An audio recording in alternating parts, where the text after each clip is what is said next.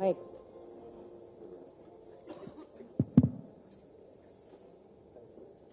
Oke.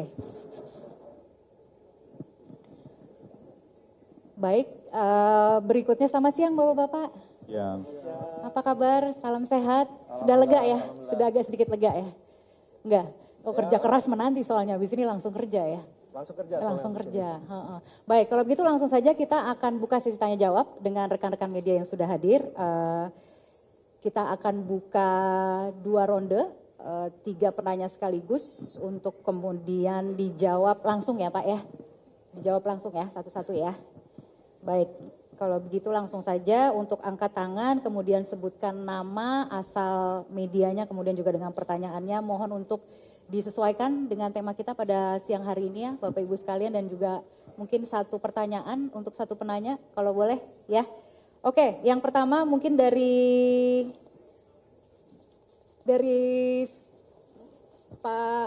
siapa nih? Ya Wahyudi dulu kali dari Straits Times ya. Wahyudi Straits Times. Makasih Mbak Kania. Ini mungkin highlight pertama adalah tadi disebut nama Chapman Taylor dan Ray Dalio. Saya bukan nanya kok mereka mau, enggak. Saya mau nanya boleh perannya mereka ini apa? Mereka nama-nama yang sangat kredibel di financial sector, kita tahu. Juga ini follow up question masih terikat. Nanti teman-teman ini kalau boleh tahu compensation scheme-nya itu akan seperti apa? Apakah sama seperti BUMN, lebih baik, atau sama dengan INA, lebih kurang? Sama biasanya ini kalau SWF ini kita ada angka cost to asset under management. Itu kira-kira targeted cost to asset under management-nya berapa? Supaya nggak terlalu bosan kita beritanya nama-nama aja kan. Baik. Terima kasih Mas Wahyudi. Mau langsung dijawab atau kita tampung dulu? 3 dulu aja. Oke, berikutnya kemudian tadi kita sudah lihat ada Mas Dias ya. Dari Tribun ya. Silakan.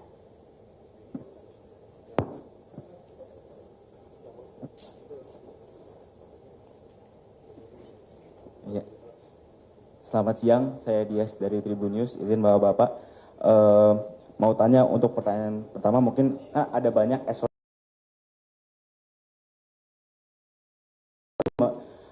justru mengandalkan atau mengolah dana surplus ekspor migas dan ekspor lainnya sebagai modal awal.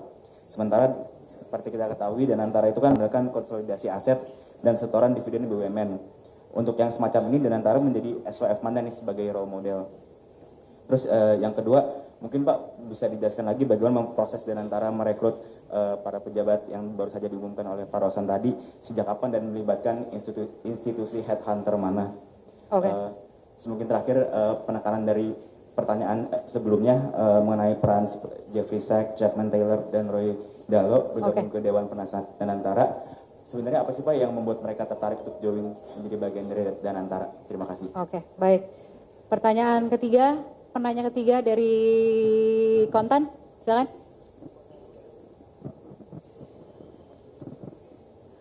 Selamat siang, Bapak-Bapak. Saya Fadia dari IDN Times. Saya mau nanya, itu kan tadi ada managing director untuk holding investasi dan operasional ya. Apakah nanti kan kalau misalnya di dalam undang-undang itu holding investasi dan operasional bentuknya PT nih, Pak. Kira-kira nanti apakah ada BUMN yang ditunjuk untuk menjadi holdingnya atau seperti apa?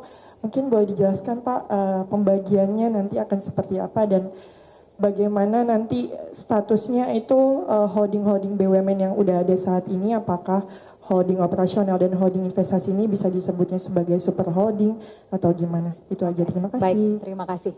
Kita tutup dulu ya, berarti ya akan ada ronde berikutnya. Baik, silakan Pak Rusdi. Ya, terima kasih atas pertanyaannya. Ya tentunya untuk mereka seperti Ray Dalio, Chapman Taylor, dan nama-nama lainnya untuk ikut di dalam Danantara, mereka pertama tidak akan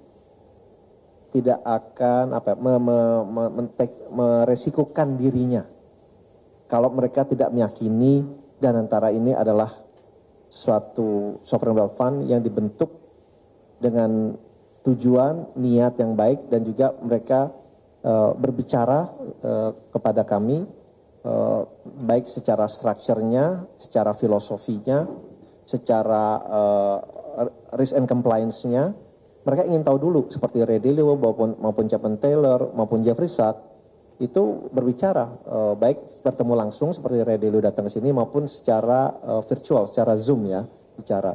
Jadi mereka ingin mengetahui dulu gitu semuanya.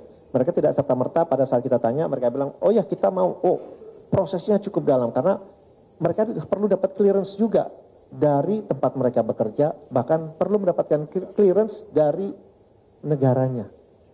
Gitu. Karena ini adalah state fund. Jadi stepnya itu kenapa ini baru sebulan karena proses itu yang harus dilalui. Karena tidak mungkin kami mengumumkan nama yang belum yang belum mendapatkan persetujuan dari kantornya maupun dari institusi lainnya.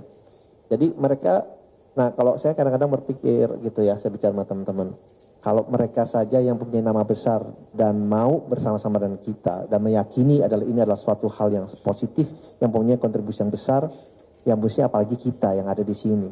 Kita yang orang Indonesia mesti lebih yakin lagi. Kalau orang luar saja aja lebih yakin, mesti kita bisa lebih yakin lagi gitu ya. Nah, itu yang pertama. Yang kedua, ya proses ini mungkin berjalan tidak mudah gitu ya, tidak mudah dan tapi yang membuat kita ini merasa lega dan merasa yakin adalah kita, kalau boleh saya sampaikan, kita tidak mengentertain segala macam titipan nama, kita tidak entertain gitu, karena arahan Bapak Presiden sudah jelas, uang Bapak Presiden aja nggak ada titipan nama gitu kan, jadi itu pegangan kami, jadi ya kita berpegang kepada itu. Dan kalau dilihat dari semua nama ini ya kita juga mengikuti undang-undang yang ada. Yang dimana tidak ada, mohon maaf, misalnya nama dari partai-partai politik itu juga tidak ada gitu ya. Jadi memang ini kita lakukan, tadi ditanya headhuntersnya siapa, tadinya ada 3, tapi saya sebutin aja nama yang gak apa-apa ya. Karena biasanya kan gak boleh sebutin nama, gimana Mbak? Boleh aja? Boleh. Hah? Ada 3 global. Berskala global. Skala global lah gitu nanti. Karena nanti dianggapnya kami mempromosikan gitu, itu kendalanya itu. Tapi kami bisa sharing namanya nanti privately sesudah ini kepada teman-teman media. Sama aja itu dong. Gitu. Tapi gak apa-apa juga lah.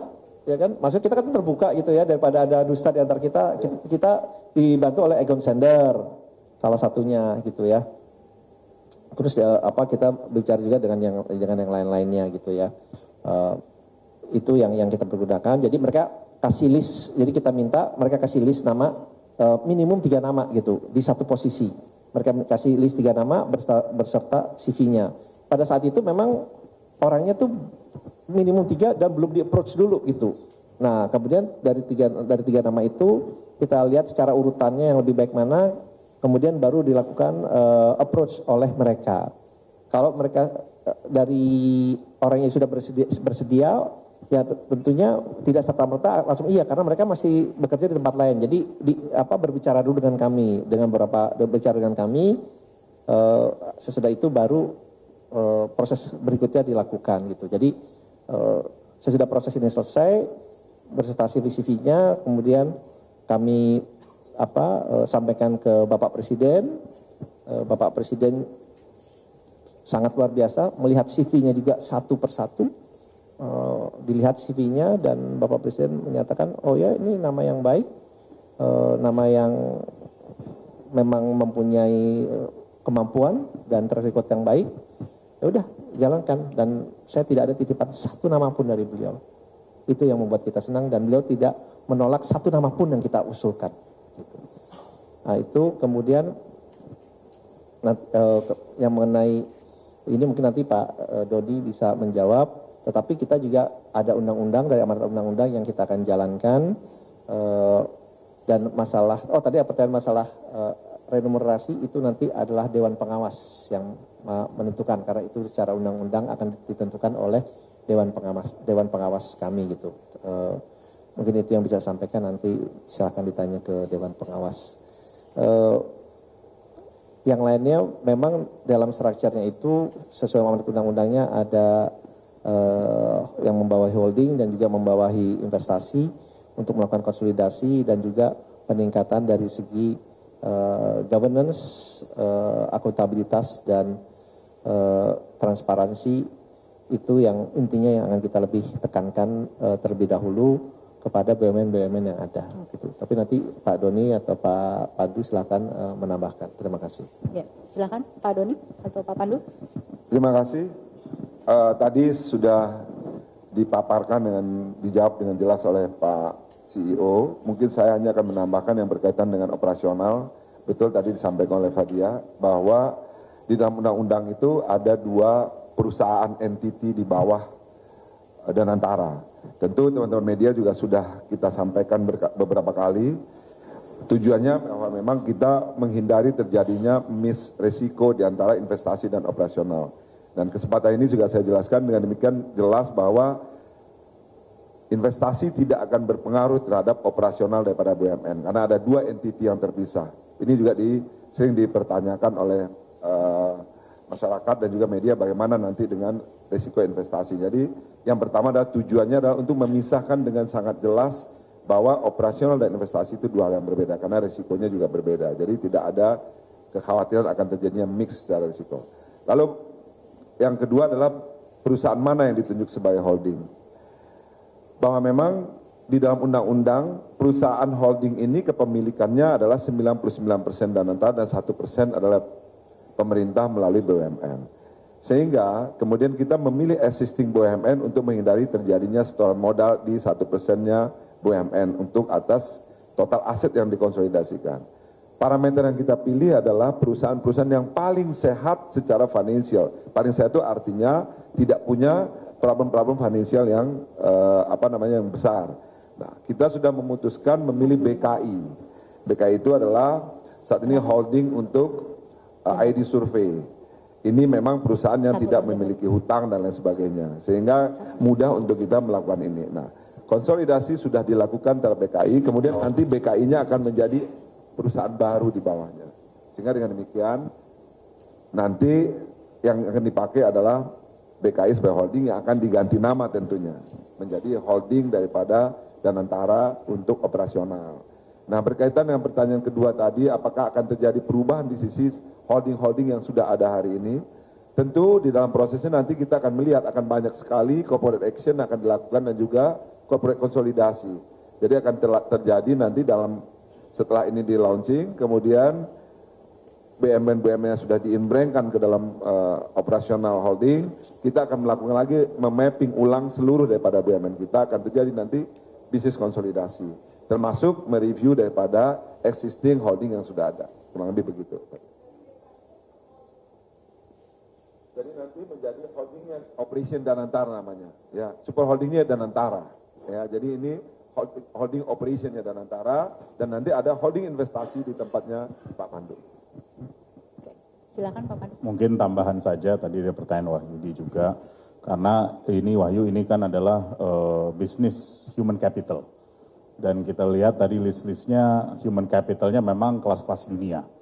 Jadi kita tentu karena proses ini kita tentu akan melakukan apa yang memang ada di pasar. Katanya tadi sebut ada beberapa headhunter yang kita lakukan, kita melakukan comparable dengan sovereign wealth fund lain.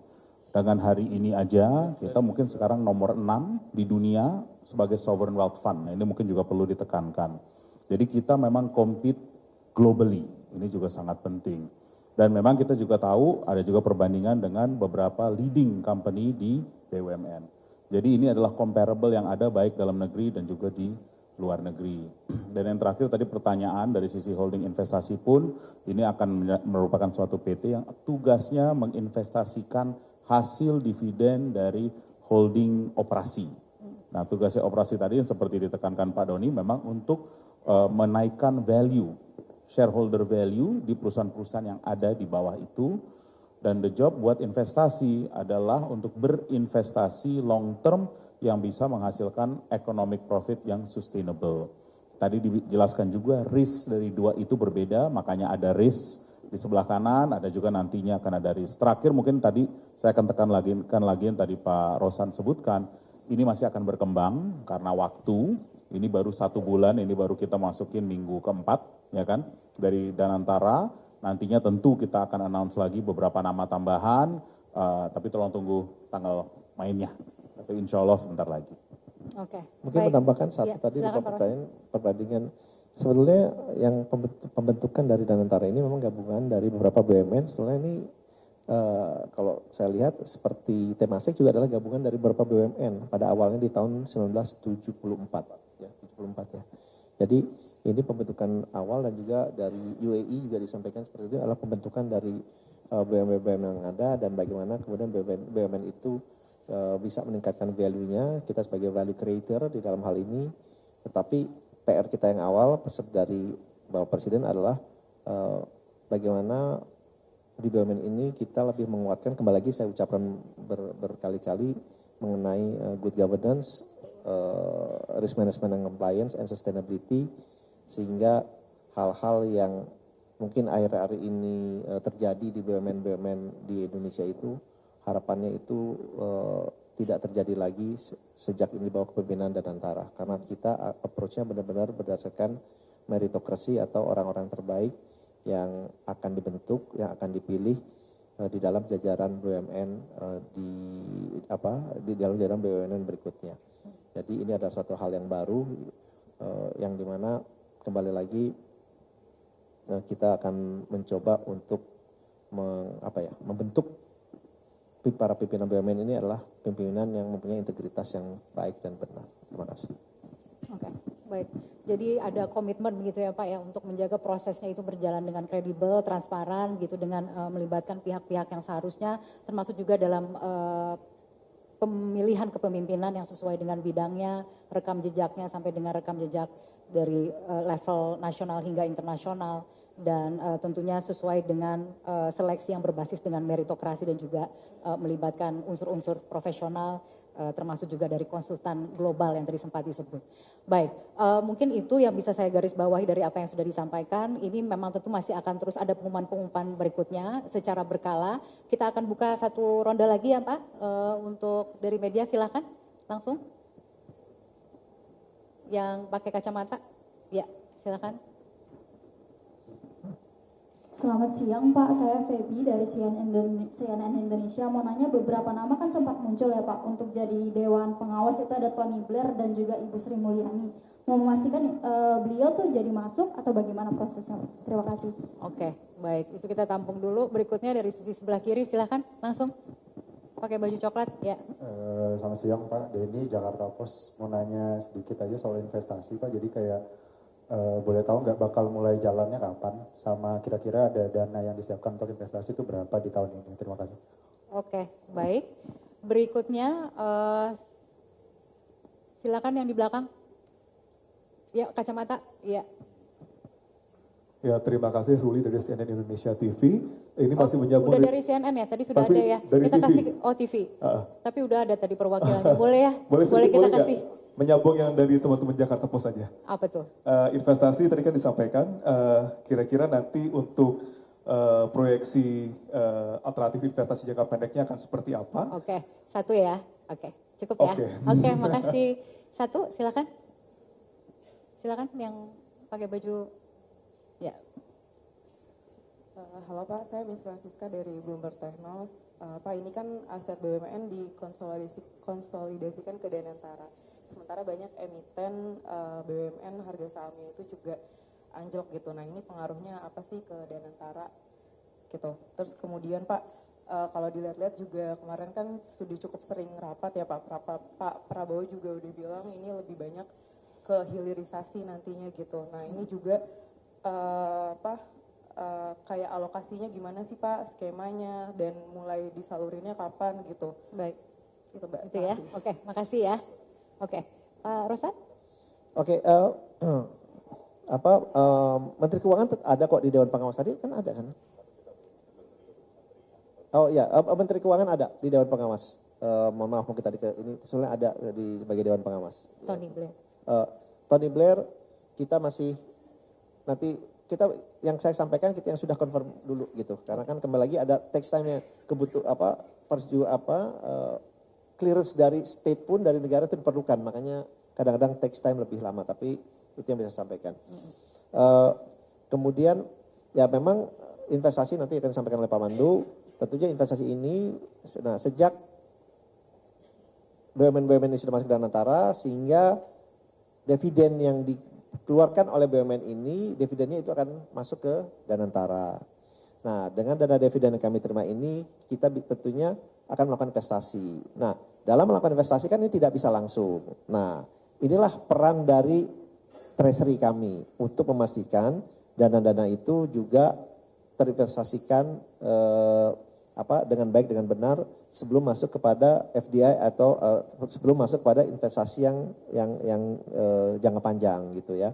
Karena kembali lagi di investasi itu kriteria-kriterianya kita tetapkan, baik dari segi returnnya minimum berapa, kemudian bagaimana dampak penciptaan lapangan pekerjaannya, bagaimana dampak dalam rangka meningkatkan ekspor dan menurunkan impor, dan yang paling penting adalah investasi yang kita lakukan memang kita punya daya saingnya, competitiveness-nya, itu juga yang salah satu penilaian dari kami. Tetapi dana-dana yang masuk secara bertahap melalui dividen ini, itu adalah dana yang akan dipergunakan dalam investasi ke depannya.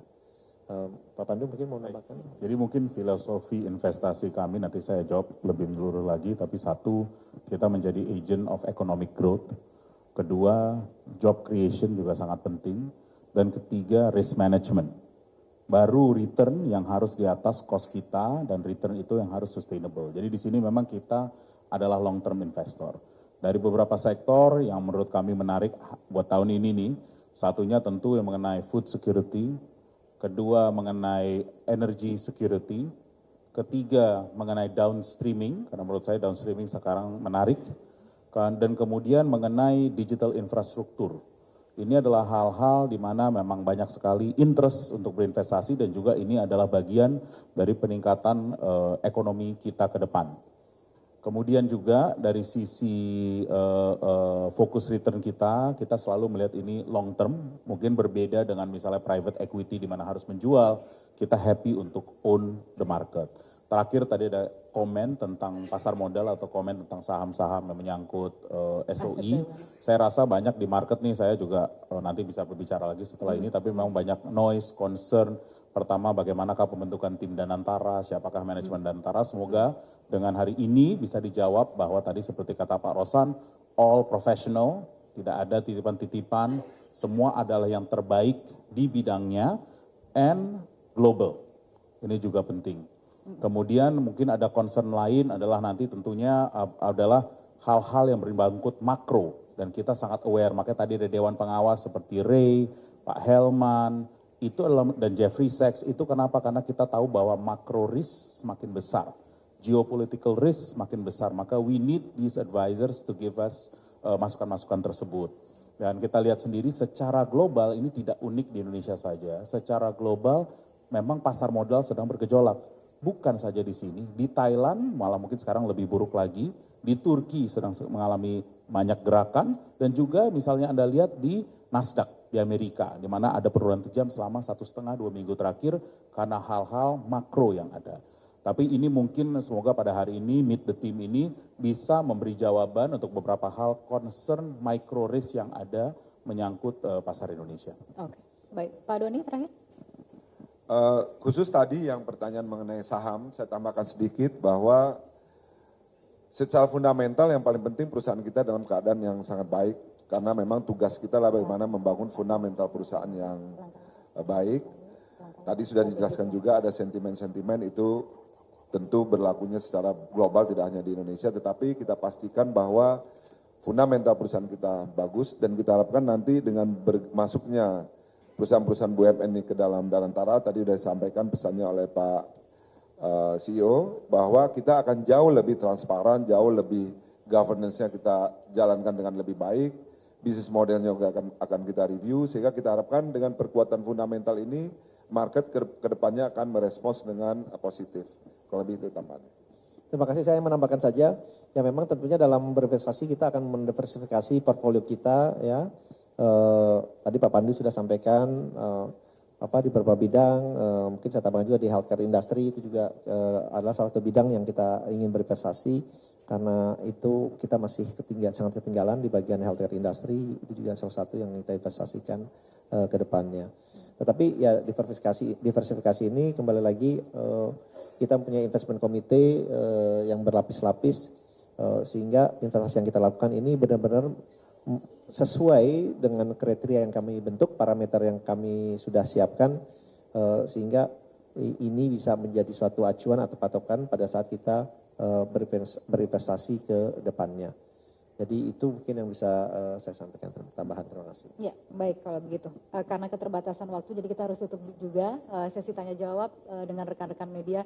Tapi masih kalau ada pertanyaan yang mungkin ingin diajukan, saya yakin begitu ya masih ada beberapa pertanyaan yang ingin diajukan. Silahkan untuk bisa disampaikan.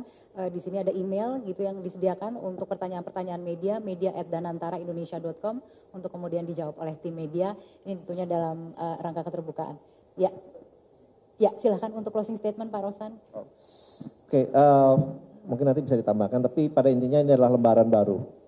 Bukan hanya untuk Danantara, tetapi juga untuk semua BUMN yang ada yang akan berada di bawah Danantara.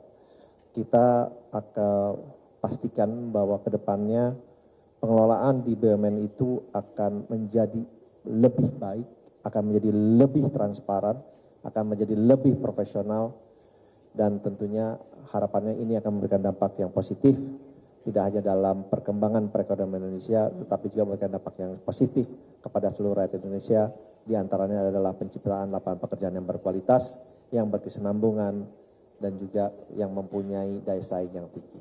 Mungkin itu sebagai penutup yang saya sampaikan. Sekali lagi terima kasih atas kehadiran teman-teman media yang di sini yang telah bersabar bersama-sama kami menunggu untuk pengumuman pada hari ini, tapi kembali lagi kita selalu terbuka kepada teman-teman media dan juga kepada dan kita butuh terus masukannya, inputannya, kritikannya sehingga kita bisa menjadi lebih baik dan antara bisa menjadi lebih profesional ke hari-hari yang mendatang.